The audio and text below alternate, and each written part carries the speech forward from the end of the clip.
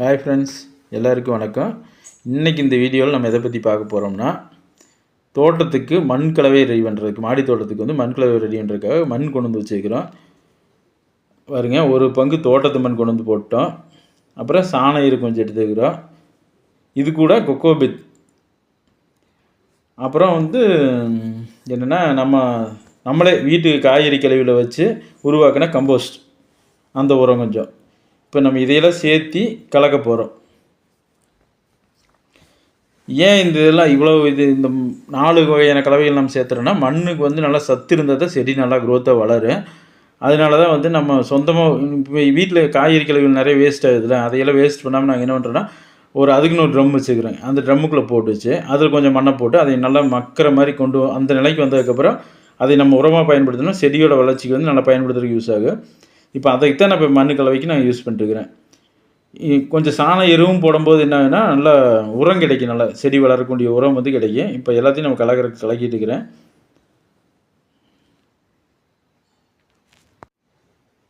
இப்போ இந்த மண் எல்லாத்தையுமே வந்து நல்லா சரிவிகத்தில் எல்லாத்தையும் ஒன்றா சேர்த்து நல்லா கலவையை இதாக உருவாக்கிக்கணும்.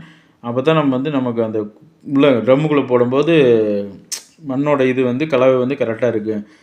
இப்போ நம்ம 2 க்ரோ பேக்கில் வைக்கிறத விடவே 2 ட்ரம், பிளாஸ்டிக் ட்ரம், உயரமான ட்ரம் வாங்கிட்டு வந்து வச்சா நல்லா இருக்குன்னு சொல்லிட்டு பழைய இரும்பு கடையில் வந்து ஒரு 2 ட்ரம் வாங்கிட்டு வந்து வைக்கிறப்போ, இப்போ அந்த 2 இதில் பிளாஸ்டிக் பேரலில் போடுறதுக்காக தான் இந்த மண் கலவை நம்ம தயார் பண்ணிட்டு இருக்கிறப்போ.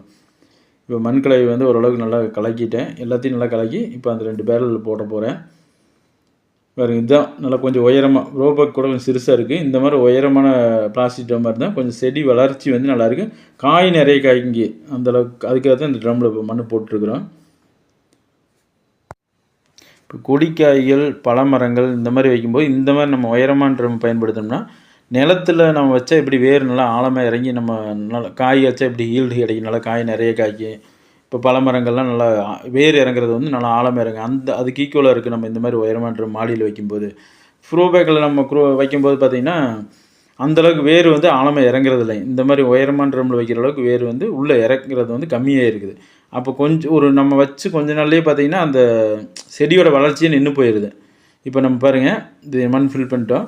இப்போ இதில் என்ன காய் நட போகிறோன்னா, ஒரு ட்ரம்மில் வந்து பீக்கங்காய் செடி நட போகிறோம். அதுக்குண்டான விதையத்தை நான் போய் ஊனிட்டுருக்கிறேன்.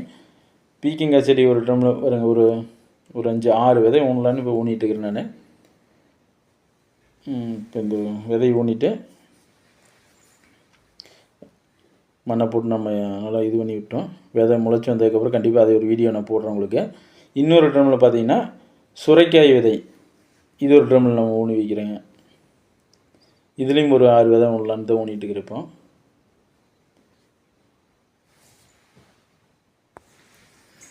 இப்போ ஏன் நான் இதில் ஒரு 5-6 விதை ஊன்றேன்னா, அது செடி நம்ம முளைச்சி வந்ததுக்கப்புறம் எந்த செடி நல்லா ஆரோக்கியமாக முளைச்சி வந்துருக்குதோ அந்த செடி ஒரு 2 செடியோ 3 செடியோ மட்டும் நம்ம இதில் விட்டுட்டு மீதி தேவையில்லாத செடி எடுத்து நம்ம வேறு இதில் கூட வச்சுக்கலாம். சின்ன இதில் எதாவது வச்சுக்கலாம். இப்போ நம்ம விதை இது பண்ணிட்டோம். நான் இது செடி முளைச்சி கொஞ்சம் நாள் ஆரோக்கியம் வந்ததுக்கப்புறம் அதை ஒரு இது எடுத்து உங்களுக்கு போடுறேன். இந்த வீடியோ உங்களுக்கு பயனுள்ளதாக இருக்குதுன்னு நினைக்கிறேன். இந்த வீடியோவை பார்த்துட்டு ஃப்ரெண்டுகளுக்கு ஷேர் பண்ணுங்கள், கமெண்ட் பண்ணுங்கள், மறக்காமல் சப்ஸ்கிரைப் பண்ணுங்கள். அப்போ தான் எங்களுக்கு அடுத்த வீடியோ போடுறதுக்கு ஒரு நல்ல இன்ட்ரெஸ்ட்டாக இருக்குது. மீண்டும் சந்திக்கலாங்க அடுத்த வீடியோவில்.